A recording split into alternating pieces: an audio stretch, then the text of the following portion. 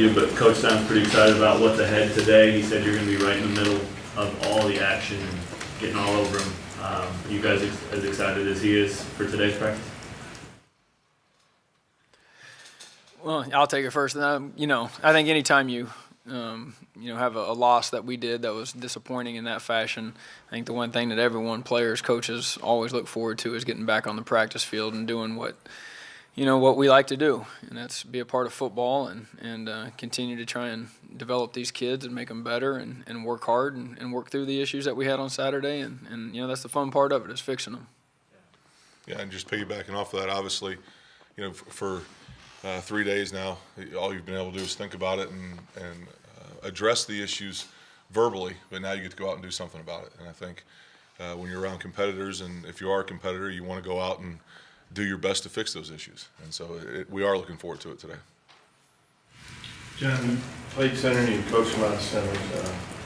Is there such thing as snapping the ball too hard? Is that what happened on the first play? Yeah, I mean, there's definitely that capability, and I think the quarterback expects the ball to come back at a certain tempo and at a certain pace. And, that very first play of the game, that didn't happen, that's for sure.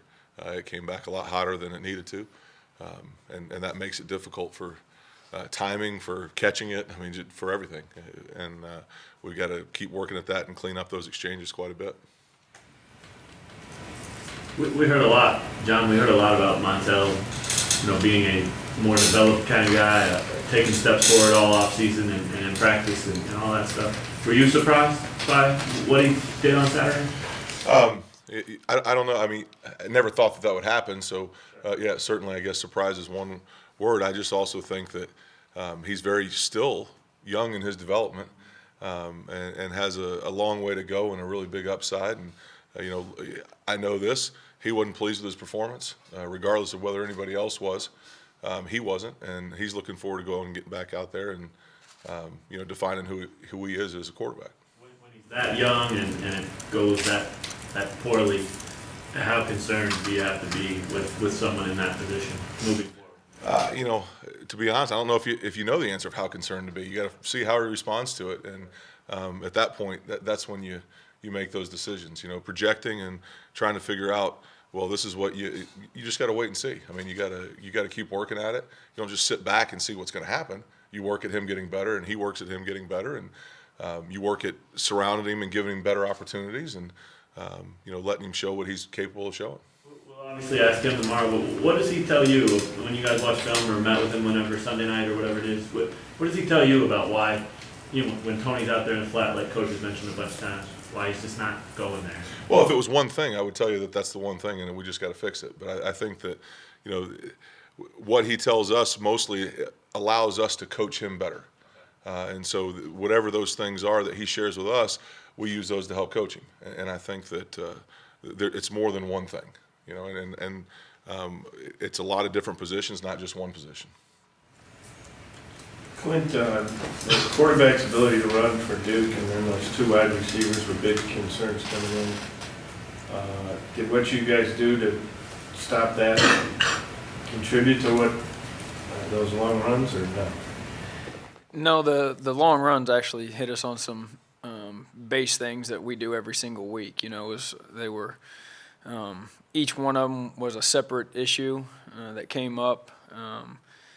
But at the same time on those, they were outside of one of them. We had a chance to make the play on it. Unfortunately, didn't get guys in the right position to get their jobs done, and we just got to keep working on it and make sure that we play the way we need to play. Well, I guess if you take the big plays away, you guys had a pretty good day on defense. Is that encouraging or discouraging that you give up the big plays on those kind of base defense type of plays? I don't look at it that way. Our job's to go out, every time and stop the offense. As a defense, that's what we do. And when you don't get it done, it's obviously discouraging. The bottom line is go out and you stop them. We didn't do it. Duke's players, they executed and made plays, and we didn't execute the way we needed to and allowed those plays. Were there some bright spots in the game? Yes. Proud of the way the kids fought the entire game. Had a lot of guys giving good effort, and our players they're a good bunch to be around, and they're working hard, and we got to just continue to make sure that we're coaching them the best we possibly can to give them a chance. When you see Central Michigan on tape for both of you, does it take you back to maybe a different era, a different style of football? On our side of the ball, it does. This is a two-back, two tight end power running team, so it does. It goes back into, I don't even know what time frame that would be. 95, 93, that range a little bit. Yeah. Morris Watts, but I mean, a lot of respect for Coach Watts. I've been fortunate to meet the man a few times, and he's a coaching legend, 51 years in the business, a lot of places. He knows exactly what he's doing offensively. They have all the things that the modern offenses has, and he's developed his identity as an offensive coordinator of this offense, and they do a nice job. Defensively, they are very similar to a lot of the defenses that we have faced and will face. I think that they're playing in a conference where they're playing against a lot of spread offenses, and so I don't think that they're as unique defensively as maybe they are offensively, not because of what they do, but because of what everybody else does. And so I don't think it's a setback or anything like that when we watch them. I think they look very similar, very well coached, fundamentally sound, play hard. They're doing the fundamental things very well. Hey, Clint, how different is it for you this week facing a team that does offensively what you usually don't see? It is different. It's it's an offense that we see sporadically here and there. There are a couple teams in our conference that'll use a fullback, so we do see it at times, and we actually saw it in week 1, against SEMO, so we had a little chance to prepare for some of the stuff that we'll see this week. But it's different. It's it changes our personnel a little bit, and the type of people you got to put on the field to match big against big and do those things. But we just we go along and get a plan together and go to work on finding a way to execute it. What's the transition like from playing for you, Clint, from an athletic team like Duke last week to CMU, who's going to kind of pound it? What's the difference for you as a defense? Well, it is it's a different mentality. You're faced with different types of runs. Instead of zone read, you're dealing with power and downhill lead and those type of deals. So it's you got to get your guys to make sure that you're really gap sound, because they'll change the gaps on, which you always have to be gap sound. But the pad level, the physicality of the way the game's going to be played, and those type of deals. So it's a mindset of understanding a different type of offense and different type of attack. Is fit for that?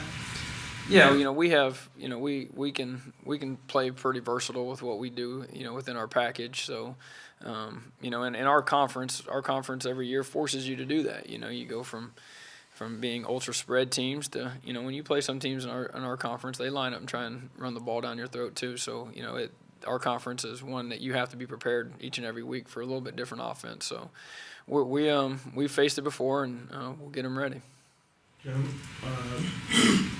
how do you compare reading a defense if you're running the option, the difficulty of that for a young quarterback, compared to reading the defense when you're going to pass it up? I think reading a defense is reading a defense.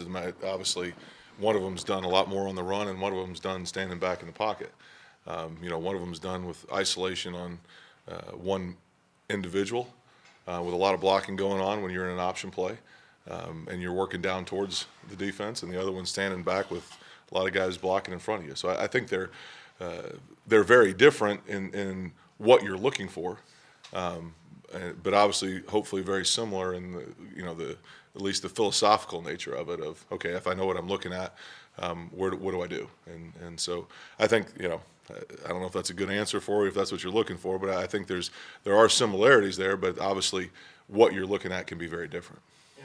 When you're doing it on a run play, if you're having difficulty reading it, it seems like physically your tendency would be to slow down and be too slow moving physically. Oh yeah, I wouldn't even narrow that down to the quarterback. I think for any football player or for any athlete, if you're thinking too much while you play about what you should be doing rather than reacting to what's going on in front of you, you're going to slow down.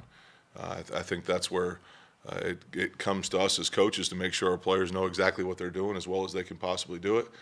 so that they can go out and perform that way. Otherwise, it slows them down. And if it takes longer, there's a time limit. And so we've got to make sure that what we're asking them to do, they're comfortable doing.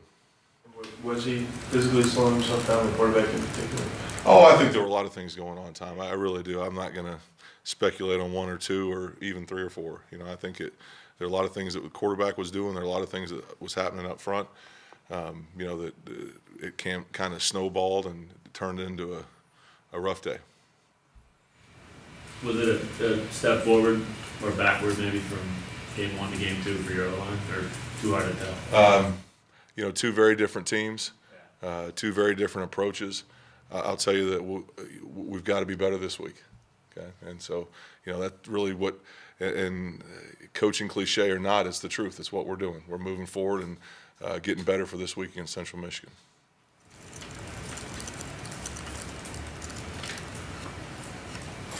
And John, it sounds like that both Nick and Tony really did a pretty good job of making themselves available to Montel. Were you pretty happy with the wide receivers, and did they make them, were they open? Were they in the right places?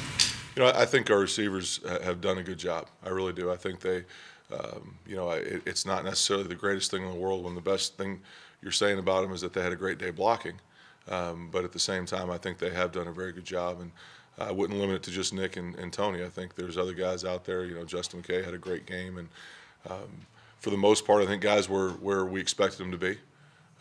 And I think that I've got to make sure I put us in better situations to get them the ball, you know, to have Montel get them the ball.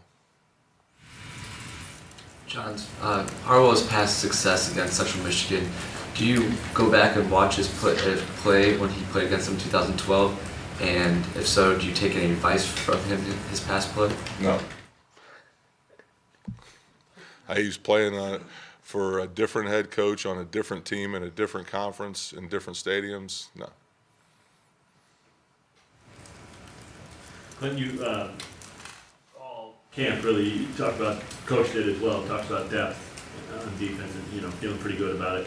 Has it shown up in the first 2 weeks, or has it maybe not been quite as much as you had hoped?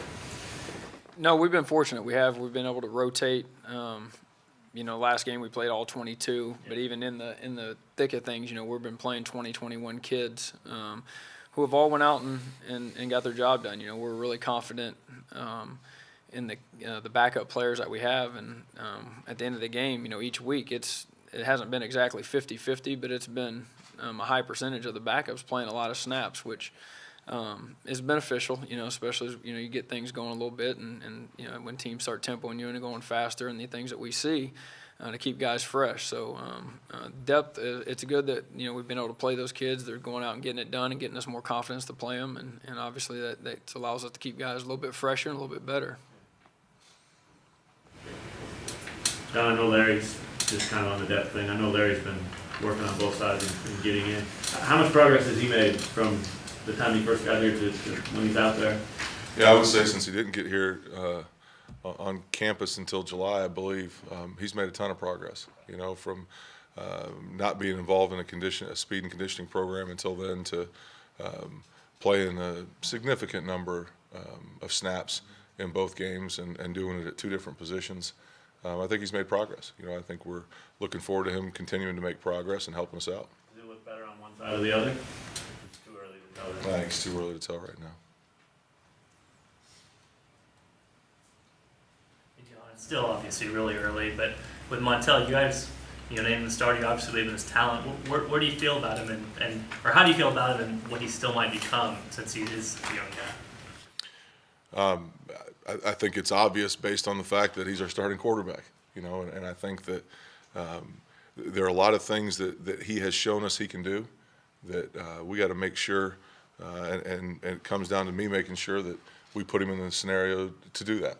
And that will be the goal here as we keep going forward, as it is always the goal, you know, and we just got to make sure that he keeps developing and keeps moving forward, and that everybody on offense along with it does that. Any other questions?